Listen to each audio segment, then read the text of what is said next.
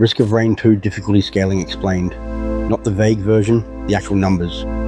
This channel plays roguelikes and VR horror live on stream, and Risk of Rain 2 is the one where chat always asks the same question: why did the run suddenly fall apart at minute 25?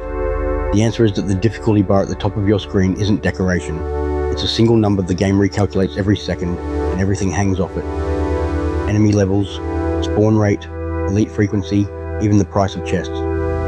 The community wiki has pulled the exact formula out of the game's code, and once you see it, you stop blaming bad luck.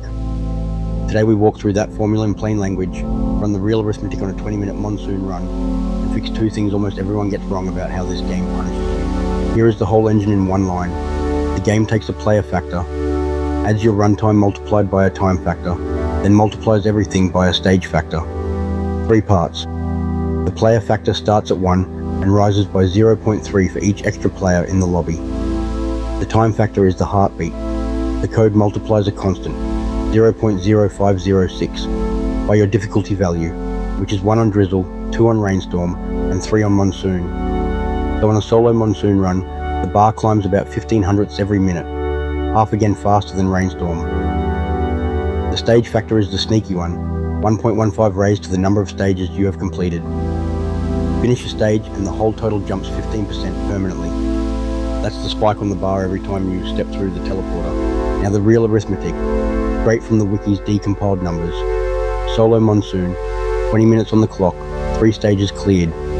The time term is 20 minutes times the Monsoon rate, which comes to about 3.04. Add the player factor of 1 and you're at 4.04.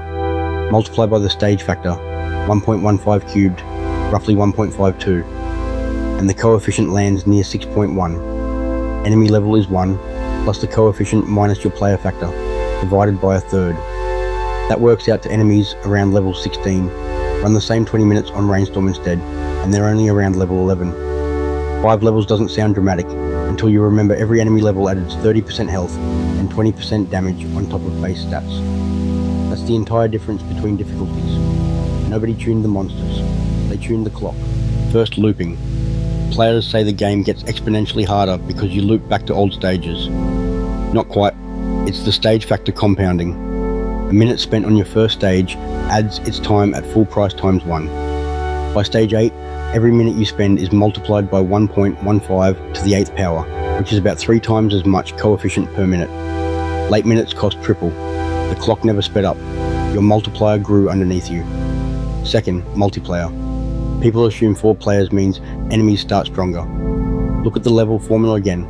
The player factor gets subtracted back out, so enemies start at level 1 in every lobby, and the wiki's numbers are explicit about it.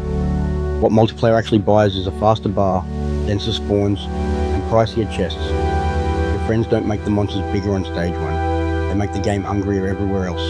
So what do you do with this on an actual run? Treat speed as an investment, not a rule. Rushing a stage skips cheap early minutes, but you still pay the 15% jump the moment you leave. The catch: it only profits if you arrive with enough items to survive the stage you just bought. On stream, this is why we loot the first 2 stages properly, and sprint the middle ones.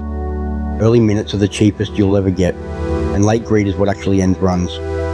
And pick Monsoon knowing what it really is, the same monsters on a clock that runs 50% hotter than Rainstorm. We test these numbers live on stream, so if you want each mechanic checked against the code instead of a loading screen tip, subscribe. Next time, Lethal Company, and the quota formula that decides exactly how much the company thinks